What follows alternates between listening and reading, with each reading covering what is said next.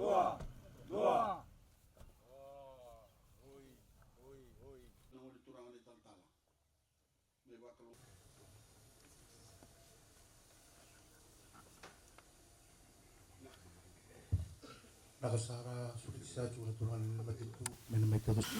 sakana ciku bukapanu kurnu buna nonda ciku sana ngunturana timba.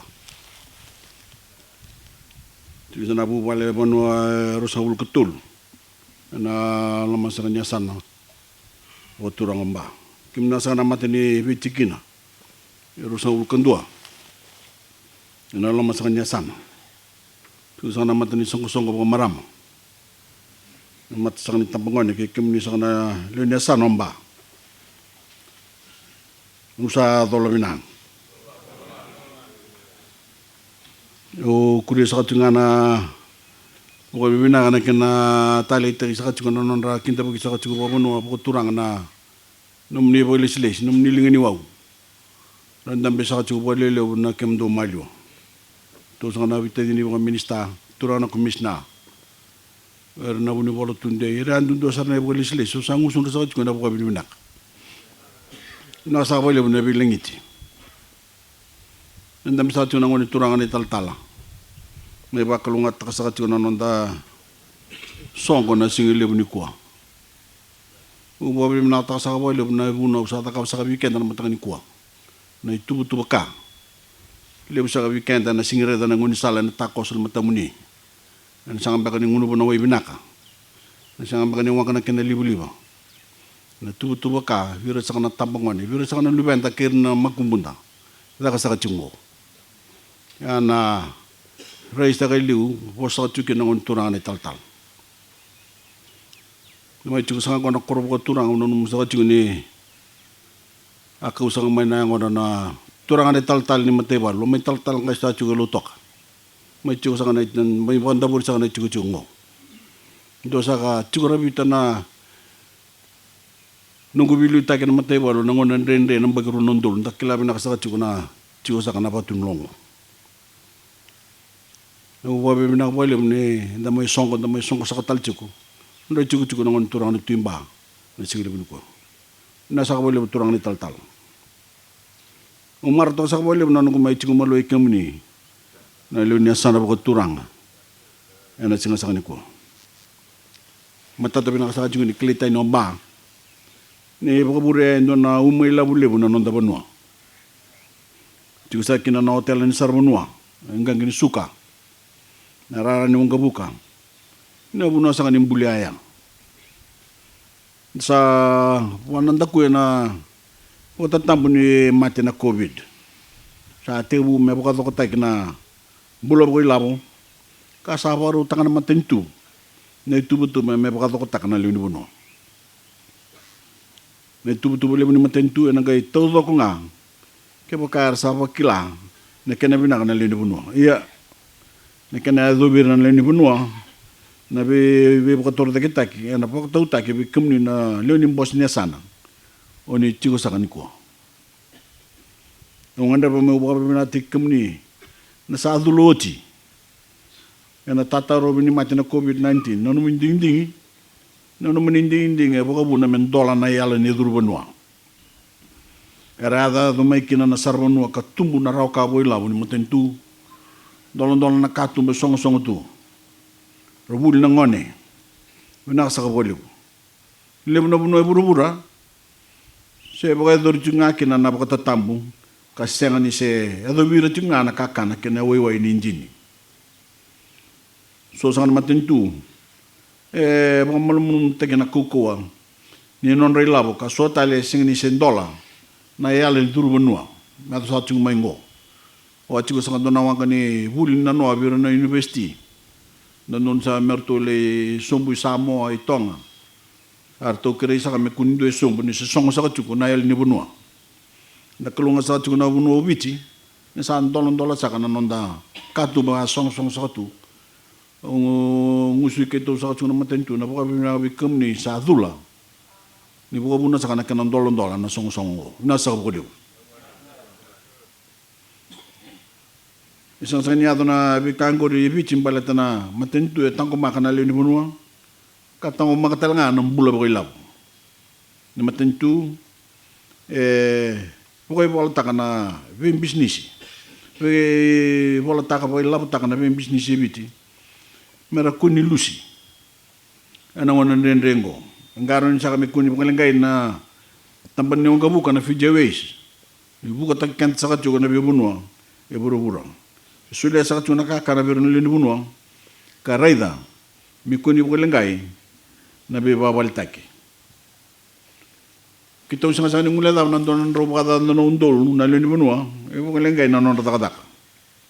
Ersa pakilatal tunggo na bakutulo andon ni matentu na bito sa ngawo. Bito na madaw sa auchi. Tabi ni matentu mengkarabi kamni na lini bunwa. Hindi na ni ratu na sangkatan na itubutu ni matentu. Raw-raw meron po kundi loyang. Balatan ni na singni sumitaro kino. Nung itabi, may sumitaro bi kamni na lini bunwa. May nanguna yung dola kina na el ni durbanwa. Na maki may tumbu kina chinkarua po hindi pa na pasende. Na raw kabo ilap. Sa nirongot sa katigan sa dolon-dolon na katung song-song sa katu. Sa rato sa kamay na sarbanwa. Ang dolon-dolon na bisnisi. Yan, napawabu na sa katigan na tumbu ni na maki may tumbu kina na chinkarua po hindi pa na pasende na raw kabo ilap. Sa dolon-dolon na bunwa ito song. Sa duro may bakayaw-yaw indolo, bakondolo na linibunwa. Pero sa kuni takatali, sa kuni sa akin na runan raw chini na milyon ng dolar. Iso yung sa kabir na tamatataka na lomang nga niyo ano na bula sa uchi. Wariti sa kachukin na sa yapola china ang bula buhay laban ng bunwa. Ngorit sa kana Ngor ni pagtutupan tani kina nguna patangango na bagsawti. Isang nila nga. Isang ni kanin balin-balin ni usot. Isang ni kanin balin tasapa ng takwe ng unang renre. Naliang ni kinaboy ko ya kinahiboli ng ni COVID. Baka na may tumbu na isaw ni kakan na wayway kina pambulong-bulong ng galing. Ngay kene kuri na non robi bulu tiko Rusia ke Ukraine mai walen ka saka tiko ele na bitu butu non tabunwa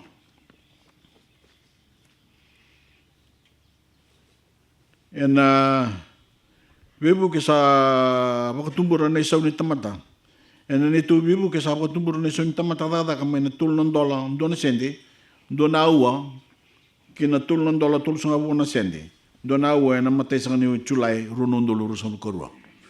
Ni sana rongo sa katsuga na tumbu ni resaw na tamatakadakata. Na tumbu tali, inatulong doloro sa bukabit yung dona awa, na matay niyo Oktober runon doloro sa karwa, kinapanan dola. Dona awa na matay ni January runon doloro sa katuro. Eta sa katsuga katsikin ako, may mataw sa kabir na doon yung bisnisi, na notang karab sa katsigur na sumi baka awa. Kuri sa kataltsunga na kana singa ni sumi na pagkatapatapa ni runundul na kakana may baka na suka na falawa na raisi ni sana rongo sa katsigur. May baka mamanta sa katsigur na nandambulay na bisinga. Na baka nung buka sa oti sa kadibaka sa katsigur na turang abun lawa na minista ni lawo. Na itubutu bagay lawan ni nonda matentu. Pagkaraw tayo na itubutu bang gorin, meron ni buke na lini bunuan ng unang bolem-bole. Nandala ko turo matiko.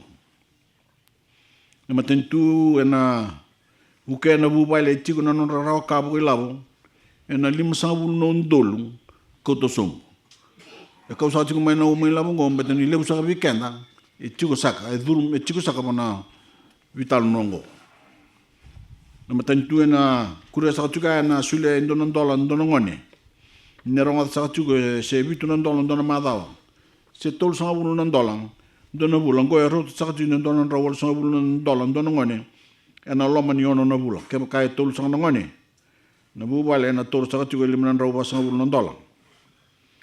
Lip sa kakim ni na uno ko tulong ang bahay tu sa na chin na ngone na bubale.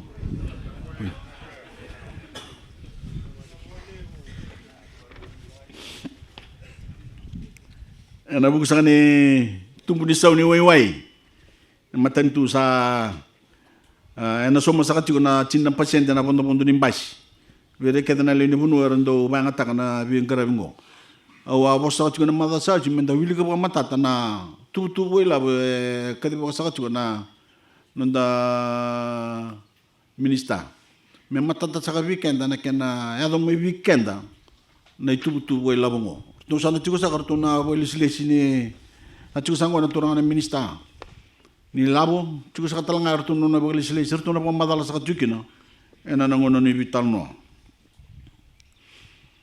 na itu sang ko ya baru utang na matentu me balitira sa kanal ni bunwa era pokalang gai raw ena be kaya du tiko no ndo bunwa ngai kene kuri sa katiko na musug ni pada ni ronondo rusabul kando na kaka no sa kadi ko sa tiko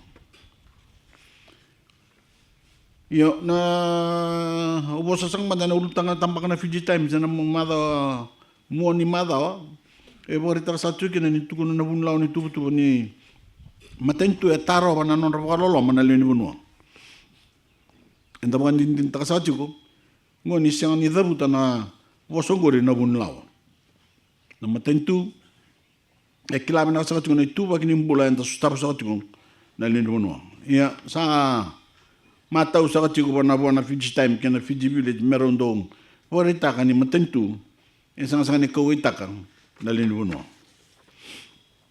enta sutaba sa kete tiko na rendre e nangona ni COVID na tamata tau doko e buru-buru e sutaba tiko na rendre ya na matentu e bakasangkara sa tiko na ngoni sala to tolundondo me politiki na namate enta saba kila sa tu na kena binaka ne tu bo ilap sango e bangalital nga ena tani ngoni sala bubu na bakandondo ini wai sa na ibe boli bili butaki kena waka binata kena mbia uli mani waka utukutuku nung bimbi sar tiko bikenda na ngonongo ngori sana ikuri ni donan rawol sa bukan $1 million e banga takina sa nomba e nabi donan bagsauch na matentu e banga takasaka e 5 sa bukan $1 million kena bebu kini social welfare amba na tubu sango e boluto nan rumrubua kala betana tubu kini mbola ni bubale na tubu ngori na tomantale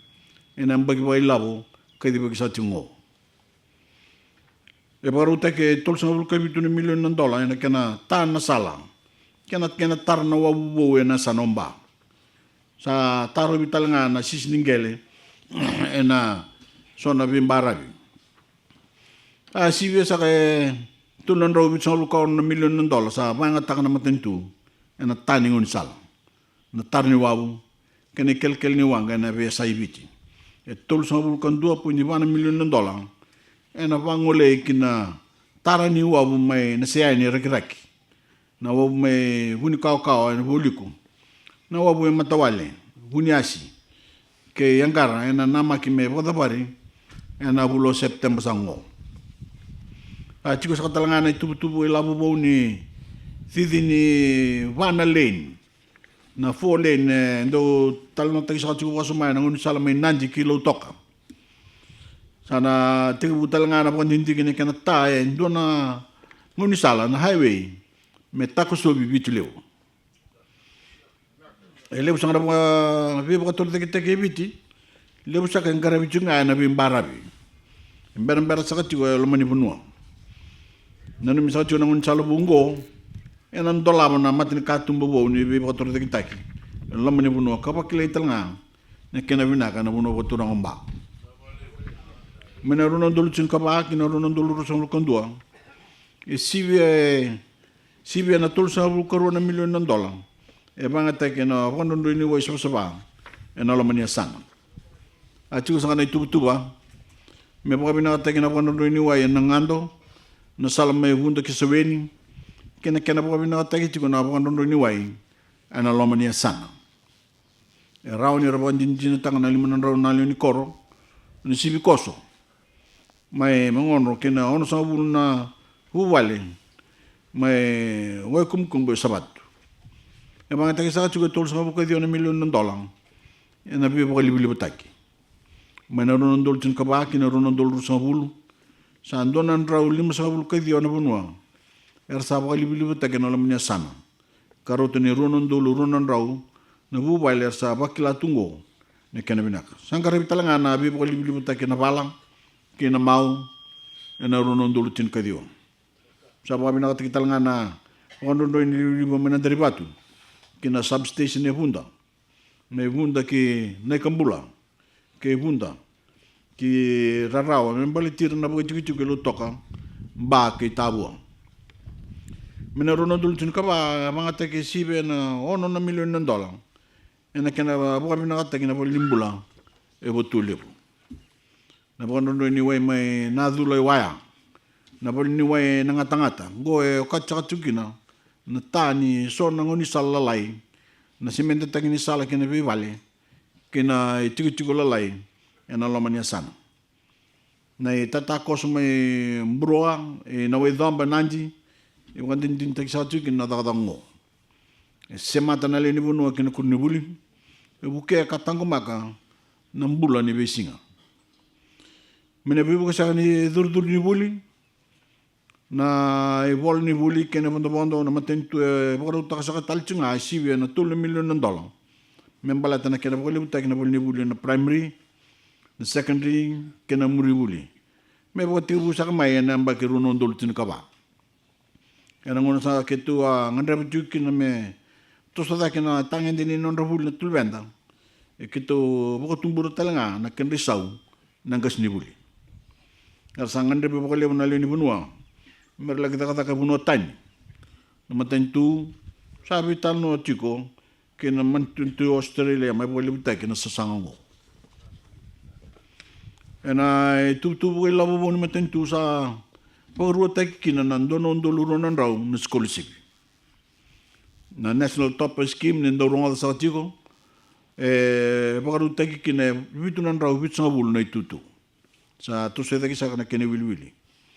Gona daga ngandre bakale wibiti o katsakina nondra solina topas vira sana nasi na wulen daw kile sa tunga na Tibet sa bakato kay sa ngono na skills qualification ngo membalitir na kila bakadaka ena bakabuli di beira na ngoni don rawon sa bukile masaka na scholarship e bangulo ibira na buli ngasni buli na lesson ni maths kena physics na industrial art primary education kena computer science don raw on sa bukile na scholarship ena tomani chunga na soli ni scholarship vera na bakalenga itu na itu ba kinangonra sa tumbna wilwil ni webu kini buli vera sa na daga raw tumay na donan raw sa bulu kena donan raw ba sa bulu na bibu kini buli vira sakana daga raw tu mai na donan raw sa bulu kena donan raw ba sa bulu waro te talanga ronan raw na itu tu vira sara ngandreba merata ka na huli leleka nyo chakna non rabuli sara ni lagi tuba tiles do borboro tuba block na plama si joina ko sang na daga ngandreba wala non tabanua raka usau chung mai bunota ni ro mai daka bana daka ngom basa sang saka chu weekend na Thailand ni daka ni bingare bingo na ngonongo ena ngon sang ngona matentu so mo saka chu don dola dona bula bira saka ngoni buli era buli daka chu na bunua ni buli aya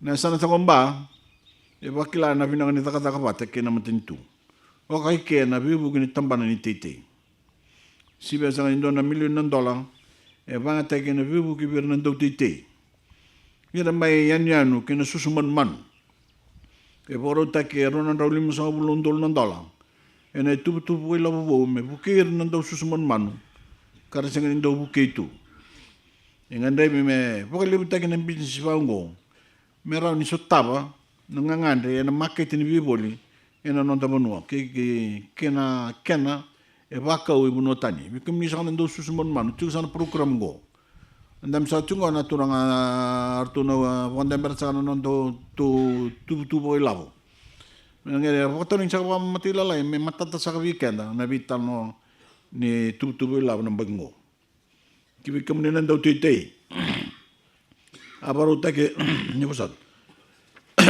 Aparutake $1 million me tubu la wo. Me buli sakin na vi mission lelevu ni tukira kingele. Ngo tubu mina ka bikim na te ngona na jinja na ndalo na raisi. Kena aparutake ni boningele. Nano kumatentu klabu na sa chiko na ni sa tumbu na isau ni beka endando banga taka. Ene tete.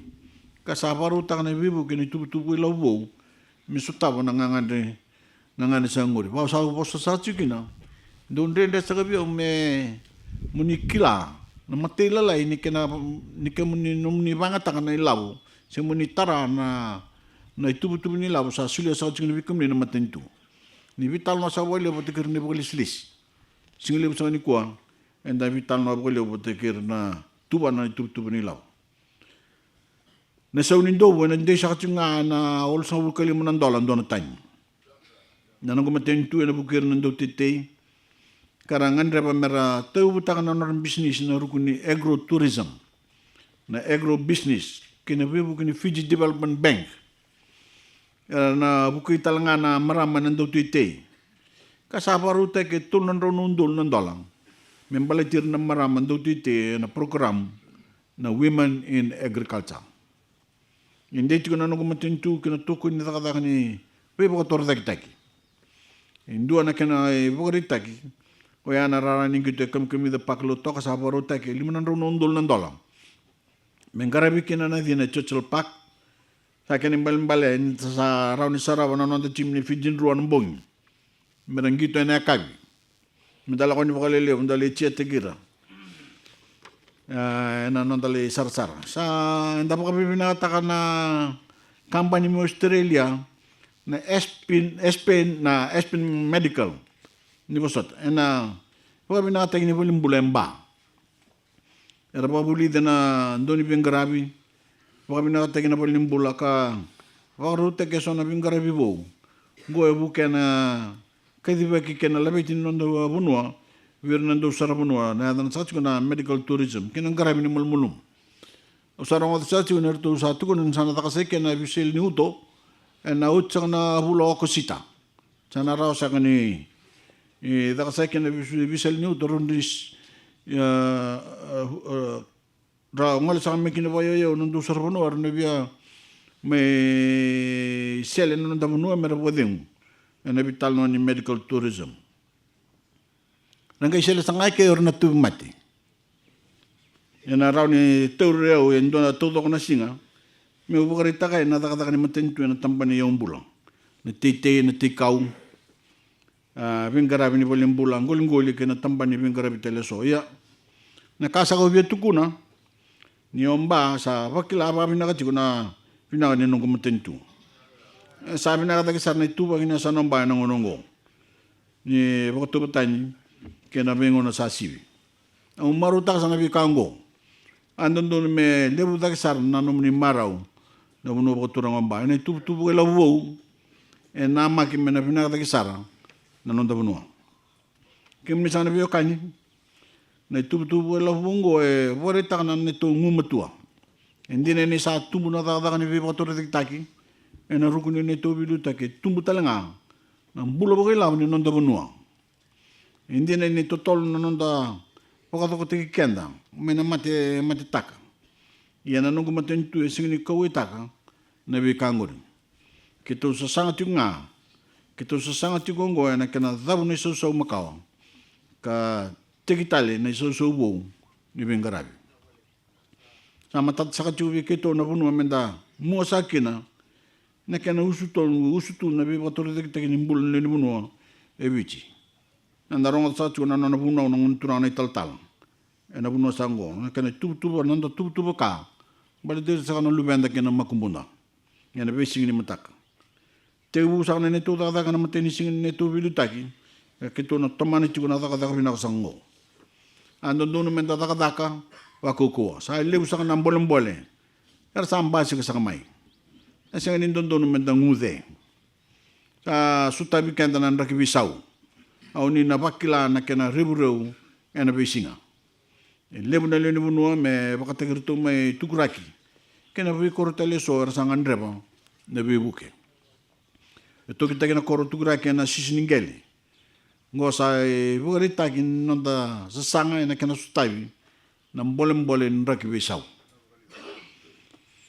sa sangani maru nga na koro si chuko ya nanumini maru italanga na yumbula ena bingara bini tamata ka yumbula kaliu chakata liu takasati na National Environment Council toka sakina na bingara bini committee yumbula na matamena committee ngo era sa Hernando Chico ena bin Bosnia sana na non ritavi merna yandrava na vangata ki yumbula ibiti ena singni raw me maroro ina non de yumbula ke baka enda singni kla ne kene liu na non ritavi na leoni committee ni Natural Resource Owners Committee mera pokai vola taka na vika membaleta na yumbula go na buke na non da kila na ituva ki yumbula ke na non da maroroya na non da wasa